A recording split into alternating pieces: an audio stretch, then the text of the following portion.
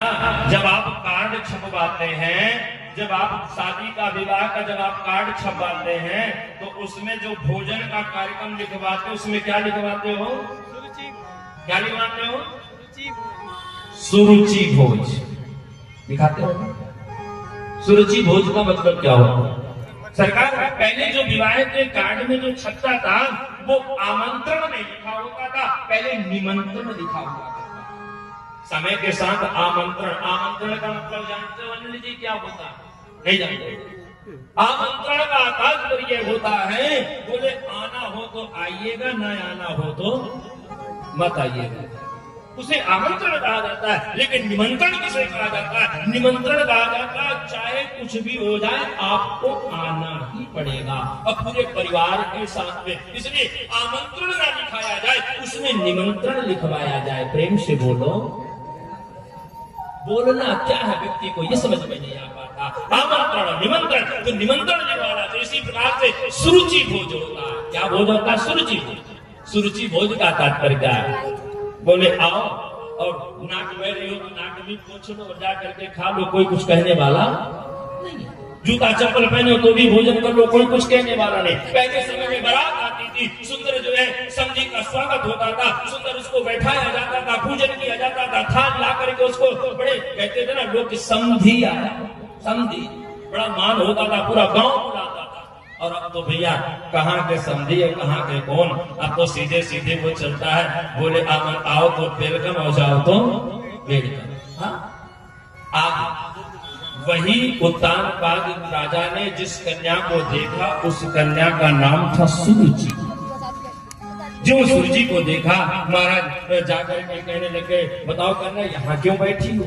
वह कन्या कहने लगे बोले महाराज क्षमा करें, जाए उत्तानपाद सुनीति सुतिरस्तयो। वो कन्या कहने लगे बोले भगवान मैं तो किसी पुरुष के इंतजार में बैठी हूं जिससे मैं विवाह कर सकूं।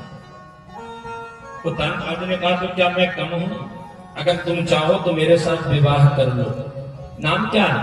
बताया मेरा नाम सुरुचि है। अरे तो तुम सुरुचि हो, मेरा नाम भी उत्तानपाद है, कल तुम मुझसे विवाह कर दो। मेरे यहाँ पुत्र नहीं है, कम से कम तुम चलोगे तुमसे पुत्र उत्पन्न होगा।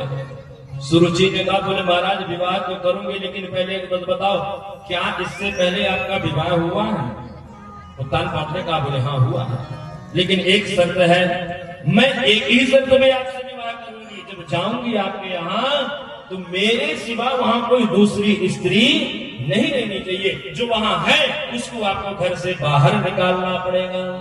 शास्त्र कहते हैं जहां सुमति तहां संपत्ति ना, जहां सुमति है वही भगवान का बात है। जहां कुमति, जहां कुमति बैठी वही सब कुछ बना बनाया भी समाप्त हो जाता है। आज जानते हैं भले सुरुचि के सुनीति के पुत्र नहीं थे लेकिन वह राज बहुत अच्छा चलाती थी, सबका मान सम्मान करती थी। आज जो ही सुरुचि द्वार पर पहुंची सुनीति को घर से बाहर निकाल दिया और सुनीति जाकर के जंगल में भगवत आराधना करने लग गई। और जानते हो भगवत आराधना करने के फल से आज सुनीति ने एक बालक को अवतार दिया, बालक को जन्म दिया। प्रेम से बोलो, जोर से बोलना पड़ेगा। इधर जो सुरुचि आई थी महलों में, उस सुरुचि ने भी भैया एक बालक को जन्म दिया। अब ये एक महल में पल रहा है और एक बालक जंगल में पल रहा है। दोनों बालक बड़े होने लग गए और ये सुरुचि जाए उत्तानपादस्य सुनीति सुचिरस्तयो। सुरुचि प्रेयसी पत्नी नेत्राय सुतो ध्रुवः।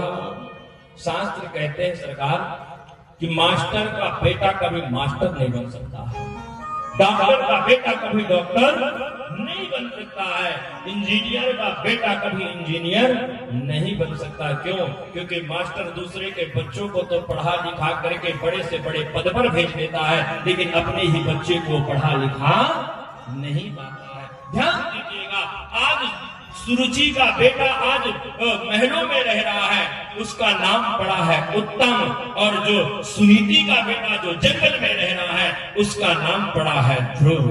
जंगल में आज ध्रुव महाराज रह रहे हैं। और जानते हो, एक दिन की बात थी, एकदा सुरुचि पुत्र मंद मारू पिला उत्तममनानुरुक्षन्तम् ध्रुवं राजा प्रणन्दतः। एक दिन महाराज ध्रुव अपने माँ के गोद में बैठे हुए थे, आंचल में बैठे हुए थे।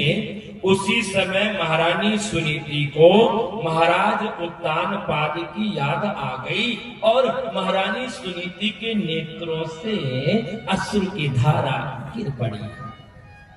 और जब अश्रु की धारा गिरी ना, वह अश्रु की धारा आकर के महाराज ध्रुव के कपोल पर गिरा।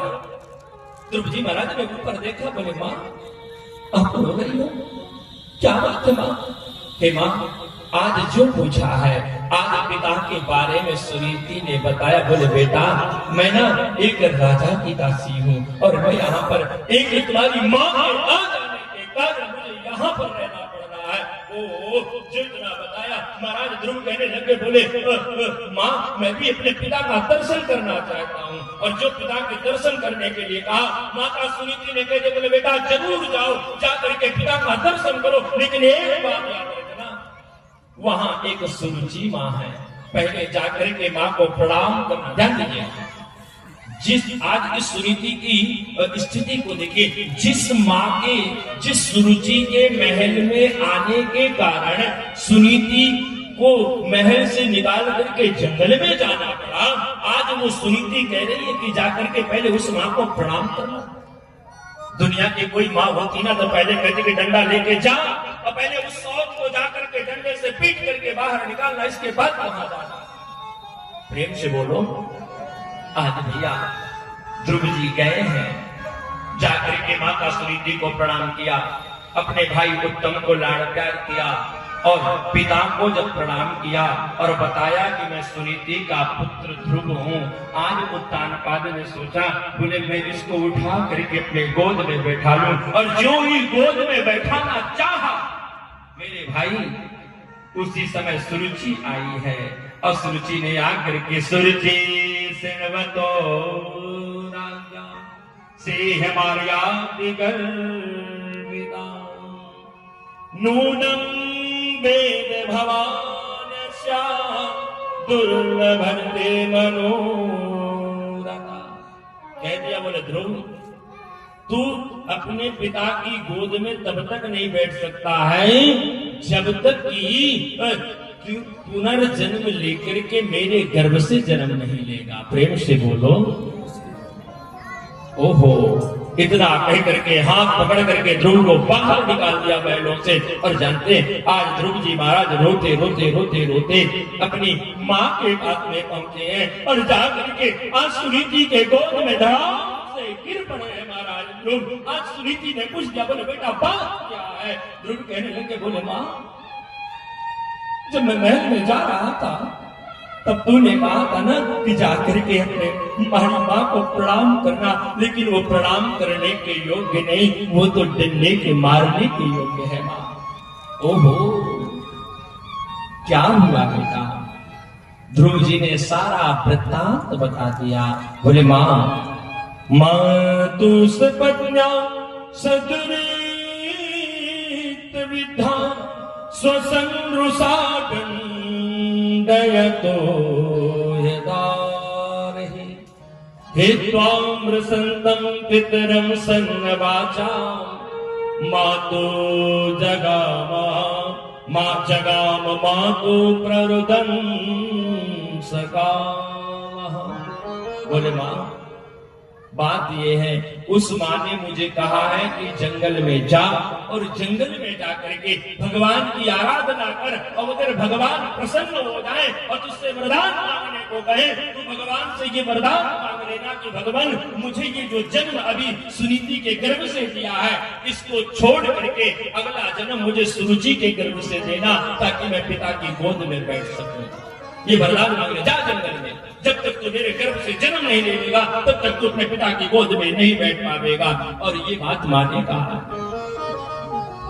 जैसे इतनी बात महाराज ध्रुव ने सुनीति से कहा, सुनीति कहने लगी, बोले बेटा माँ ने कोई गलत थोड़ी कहा, माँ ने सही कहा। जंगल में जा जाकर के भगवान की आराधना कर और भगवान मिल जाए तो उनसे जो भी कहा वो मांग लेना। ध्रुव जी रोने लगे, बोले माँ तू भी कह रही है जंगल में जाने को? अरे अभी तो मेरे दूध के दांत नहीं टूटे हैं, मैं तो मैं बालक हूँ और एक बालक को इस प्रकार से जो खेलने खाने का समय है और उस समय तो जंगल में जाने को करे, कैसे भजन कर सकता? और जानते हैं नेत्रों से अश्रु की धारा तो आज ऐसी रह रही आशीष भाई, मानो कि जैसे कि आज झर झर झर झर झर बरसात जैसे कल वर्षा हो रही थी। प्रेम से बोलो। माता सुनीति ने कहा, बोले बेटा जंगल में जाओ, लेकिन एक बात याद रखना, जंगल में जाकर के बेटा भगवत भजन करना, लेकिन सुनो भजन करने का कोई उम्र नहीं होता है। कोई कहे ना कि भजन वृद्धावस्था में करेंगे, वृद्धावस्था में नहीं। अगर आप प्रारंभ से ही बचपन से ही अगर आप भगवान नाम का जप करेंगे, भगवान नाम का आश्रय लेंगे, संत महापुरुषों के सन्निधि प्राप्त करेंगे तो निश्चित है आने वाले समय में भी आपकी स्थिति वही बनी रहेगी। प्रेम से बोलो। बच्चों को टाटा मत सिखाओ, कुछ नहीं मिलेगा। टाटा